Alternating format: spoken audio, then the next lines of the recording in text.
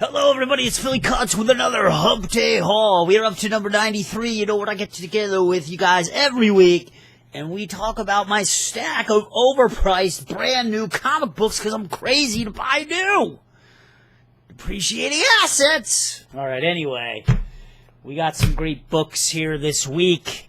A lot from DC, so we'll get right into it. We'll get started. First, we got Batman Detective Comics number 935. Now this is part 2 in the first story arc here. We got Batman, and if you don't know the premise, Batman kind of takes a back seat in this comic because he's part of a team. Now this is Rise of the Batman part 2, Apocalypse Now. Now what is this army of jokers here? It turns out that the crew that Batman has assembled, his young vigilante crew, which consists of Red Robin, Clayface, Orphan, and Spoiler. That's right. And they are not only led by Batman, but they are being trained by Batwoman. And there she is. And they're cousins, Batman and Batwoman. Yes, it's all in the family, folks. So we have some cool new revelations in this. What we've learned is that there's a new training facility that these guys are utilizing in a place called the Belfry. Now, here it is here. It's got a nice bell, you know, I guess because bats like to hang out in bells. But if you read that here, to be blunt, Batwoman, the Belfry is fully operational. I bought the supercomputer online this morning. It's plugged into every line of law enforcement communication in the city, and it can triangulate 911 calls faster and more effective than the Gotham City Police ever could. And we could get there in minutes. So, right in the heart of Gotham, a training facility? That's something, dude. That is something. Now, Batman goes back and interviews the vigilante that got the crap beat out of him by another, like, doppelganger Batman person.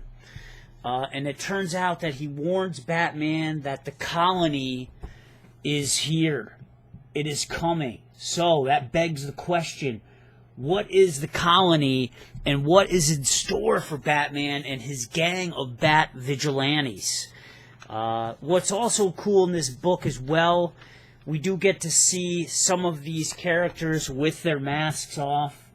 They're kind of hanging out in like a dormitory area. It's called Park Row. So I'm sure we're going to get a lot of character development from Tynion. Eddie Barrows is on the pens here, or the pencils rather, and he does a mighty, mighty good job. So I'm excited to see what's going to go down. How much is Batman going to let this young crew get loose? And I'm just eager and anxious to learn more and more about each one of these characters, in particular Clayface, who was once a very handsome actor. And now he looks like this, people. So I would like to know more about Clayface. Now, I'm sure there's some of you out there that probably know everything there is to know about Clayface, but I don't. And I'm willing to learn about it. Okay, on to Action Comics. We got writer Dan Jurgens, artist Patrick Zurchler. I can't say it. But yes, we have Doomsday in this. This is part 2. And Superman and none other than Lex Luthor, who's now proclaiming to be the defender of Metropolis, they have to team up, people, and battle a smarter and more agile Doomsday. Now, what's cool is Dan Jurgens is the co-creator of Doomsday. We have a lot going on in this. We still do not know exactly who this guy claiming to be Clark Kent is, because as we know, New 52 Soups is dead. He's gone. He's peace. But who is this guy? Lex Luthor thinks during this battle that Clark Kent is playing some kind of trick, some kind of magic, being able to appear in 2 places at once. Now, as this battle is going on, there's Doomsday. What I really like is that Jurgens tries to pull at your heartstrings by having Lois Lane and Batman's son, John, watch the battle as it unfolds on television. Now, it just kind of reminds me when you see a big prize fight, you know, a boxing match. Kind of reminds me when you would see Jinky Pacquiao, you know, in the crowd watching Manny go wild.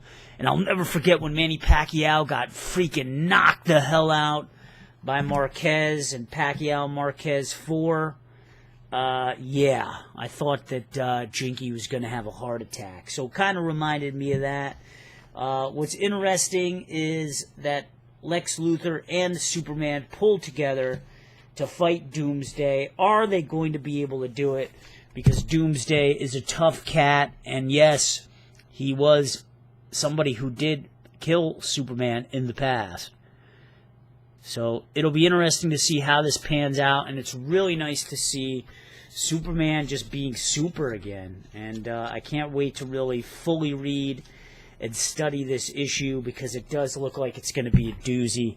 And there's Lex Luthor winding up there and getting ready to take care of business.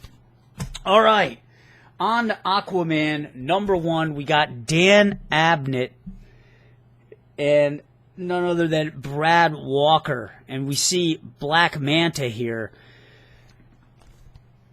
Aquaman could be a tough sell for a lot of people. He's pretty hit or miss, right? People either love him or hate him, but I think that all depends on who's doing the writing, right? When New 52 started up and had Jeff Johns doing the writing, it was kind of like a renaissance for Aquaman. But then again, you put him in the wrong hands, such as Cullen Bunn, and the whole character turns to shit. So what's the deal? Is it the character or the writer? I kind of think it's the writer. The good thing is, Dan Abnett, if you've been following New 52 Aquaman, he's been doing a real solid job. And it looks like it's going to continue in this. The Rebirth was quite boring. It was kind of like a recap of what's been going on in New 52. If you've been following it, you probably were pretty bored. But this looks good, man. We got Spindrift Station, which is the landlocked embassy for Aquaman. Now remember, Aquaman is trying to build a bridge between humans and Atlanteans. And he's, of course, caught in the middle because he's a little bit of each. You know, his mother was an Atlantean. His father was a lighthouse dude on the shores of Massachusetts. And he's trying to bridge some gaps. He's trying to build some understanding between the two races. And it's tough sometimes for someone to be biracial. You know, you kind of have to navigate through these different worlds at times. I know that my brother, who's half Filipino, definitely has, you know, some similar struggles at times, you know. So it's kind of interesting to be reading about this, and I think it's a great issue to explore. Now, Black Manta infiltrates Spindrift Station, people. He plans a pretty good disguise. I don't want to ruin it for you, but he basically commits an act of terrorism at Spindrift Station, people. He freaking plants some bombs, and they go fa-boom. That's right. And it looks like Mera is caught up in the action as well. I love Mera. She's one of my favorite characters in the DC universe. She kicks ass, man, and she's a solid foundation for Aquaman. So I'm curious to see how old Arthur Curry is going to react to this. There's some great dialogue in the beginning here between Mera and Aquaman, which establishes, you know, some more characterization between the two, establishes the bond between the two. And it's just great to see these two together in love, you know. That's something that New 52 Comics kind of, you know, didn't give us a lot of, you know. A lot of confused and muddled relationships throughout the universe. But I always loved seeing Aquaman and Mera. So I'll be curious to see how that goes. We're also seeing a lot of development between Atlantean characters. There's Merc. He's kind of like a lieutenant in Aquaman's circle with Captain Jennings. She's like a leader of the, what is it, the British Royal Navy. I want to see what happens between them, you know? Let's bridge some gaps, right? Let's bring some people together. So it'll be interesting to see how Dan Jurgens handles this. I'm confident because I already know what he's done like the last 3 or 4 issues of New 52 Aquaman, so we're in good hands. Okay. Now, on to Wonder Woman, and we got, who is it here? Dan Rucka? Greg Rucka, sorry. This is a guy who had a wonderful run with Wonder Woman, I believe, in the 90s. And basically, the essence of this story is Wonder Woman's search for truth. She's searching for her truth about her muddled past. And in doing so, she may have to forge an alliance with some sketchy characters which could prove to be fatal for her. I love the artwork in this, man. Now, there's a lot of people out there that are saying that Liam Sharp is going to be the breakout artist of Rebirth, and Diana looks great. Diana looks great, man. I'm loving the look of this book. She looks powerful. She looks great. I'm loving the coloring as well. It just looks like a solid all-around book. Now, there's also another storyline going on in this that ties into Wonder Woman, kind of focusing on modern warfare, and this has to deal with Steve Trevor, I believe of Argus fame, and Etta Candy. So it'll be interesting to see how that all ties into what Diana is searching for and looking for. But I guess we'll have to find out and read the book to draw the parallel. I'm not going to spoil it for you guys. So people are very, very excited about Wonder Woman, man. It's one of the books that's on a lot of people's pull lists, but I'll give you a peek at who Diana may be going up against. Yeah. If anybody knows who these creatures are, you let me know. They look like man-bats, don't they? So, curious to see where that goes, man. And that's Lady Diana for you. Now, we're on to Harley Quinn, number 29. We've got a new story arc here. Harley Quinn's winding down in New 52. It's one of the final holdouts of New 52, and they're still holding out with a $3.99 price point. All these other books, though, that I just showed you were $2.99. So DC thus far is keeping promises. No jacked up prices for the number ones, so that's great. Basically, this is like Harley Quinn imagined as a transformer, and she actually takes on a whole bunch of transformer-like robots. So last story arc, we had the whole Red Tool, right, making fun of Deadpool. So now we have Harley Quinn taking on giant-sized robots, as far as I know. Or she might just be a robot herself. Nope, she's taking on some Transformer-type robots. As far as I know, this is going to be starting, the rebirth for Harley Quinn will be in August. So I believe there's going to be one more issue of this. It'll end at 30.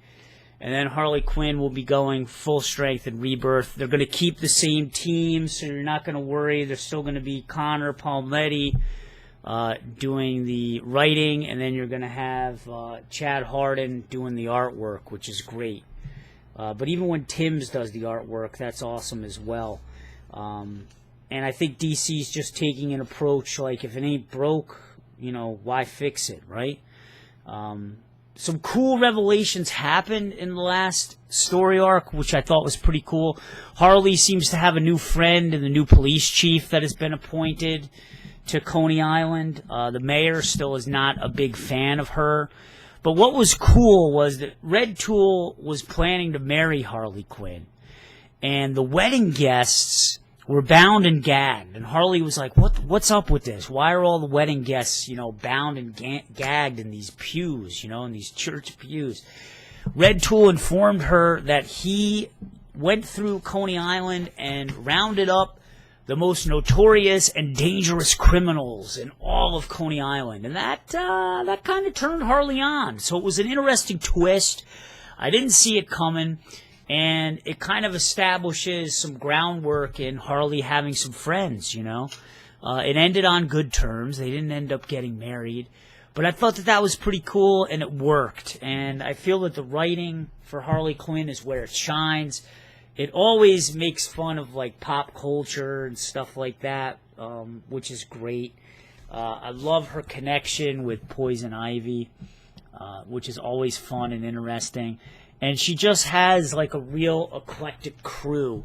You know, she has, like, a talking beaver, an egg creature, a dwarf who helps her out all the time. And it's just, like, a real unique cast and crew of characters, and it is certainly my comic relief book, because I do have a tendency to read some pretty serious books. All right, on to Justice League, number 52. There he is. Now, the thing is, I think it would be smart for you to maybe read this before you delve into the Action Comics books. Now, they're billing this as a prequel to Titan number 1. Again, we have Robin with the Justice League in this, helping the Justice League snipe out a threat.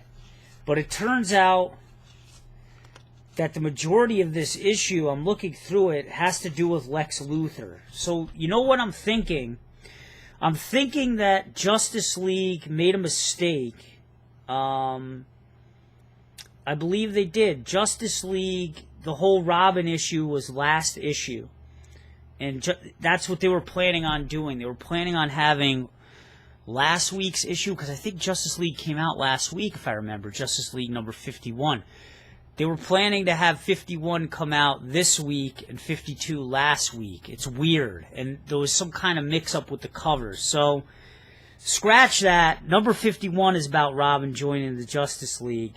This is more about Lex Luthor, and giving you some valuable insight into what Lex Luthor is feeling about Superman New 52 Supes dying and him assuming the mantle of Superman. You know, he has that apocalyptian, I can't even say it, armor on. He's got the crest, the Superman crest.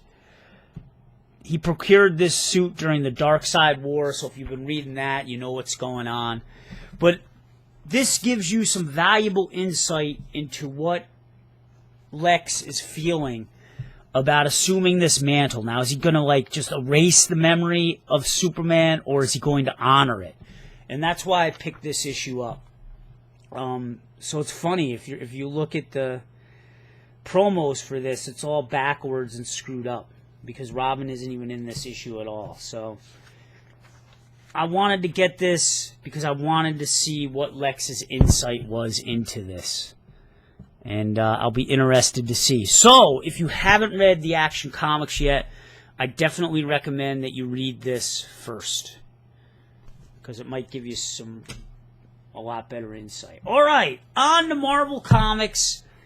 I got one issue, folks, and it's basically a movie adaptation straight to the comic, Star Wars The Force Awakens. There's not too much to say about this, other than I didn't notice that I got the $4.99 price gouge.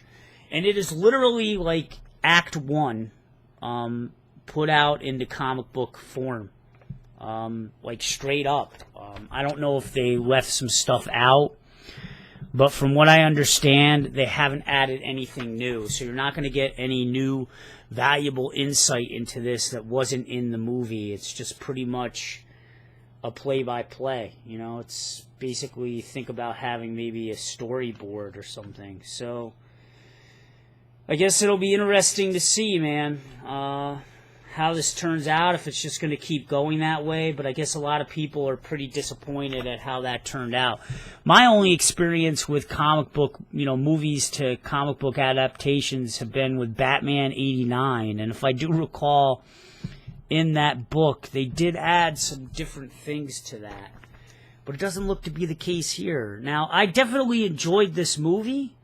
I probably would place it third best of all time. I would have to say Empire Strikes Back and probably the first Star Wars were definitely ahead of this movie all time. I just can't think of Empire Strikes Back. You know, I can't imagine anyone not thinking that that wasn't the best Star Wars movie of all time. But this, you know, this was a good movie. Highly derivative of the first movie, right? I mean, you know, there was just so many similarities that it was a bit obnoxious. But overall, it was pretty enjoyable. And I still don't know if I ever got over the death of Han Solo. But I didn't cry. I didn't cry when Han Solo got killed. So, I don't know if I'm going to finish this off. Who knows? I'm not even sure how many issues they plan on doing it. Usually when there's a Star Wars miniseries, it's about 5 issues. So, I guess we'll have to see. Maybe they'll throw in some surprise bonus content. But as far as I know, who knows, right? I don't know.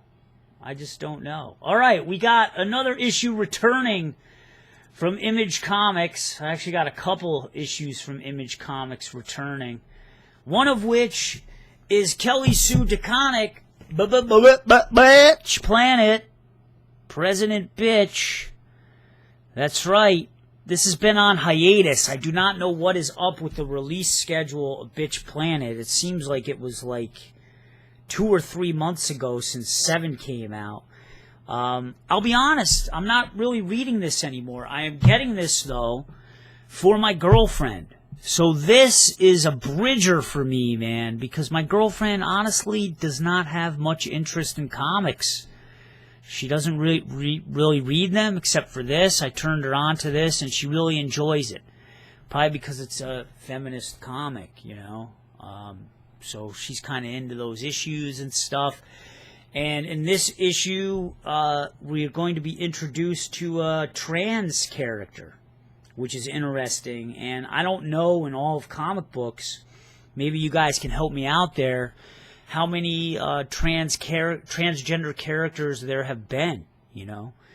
Be an interesting thing to explore, right? Considering that, you know, superheroes a lot of time are normal, ordinary guys, and then super, right? So kind of a transformation in a sense. Be interesting to see how this parallels in a way.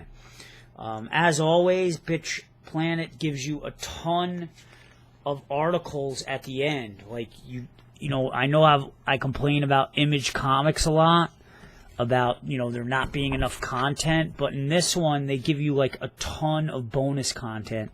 And these are actually, like, pretty, you know, highbrow type articles, Feminist Sticker Club. And it gives you a ton of stuff to read, man. I mean, why can't we get this in our other books, you know? I would love to have that. I'd love to have, like, intellectual discussions about, you know, Superman and Batman. And this goes on for pages and pages. So, you know, that's pretty cool. That's definitely pretty cool.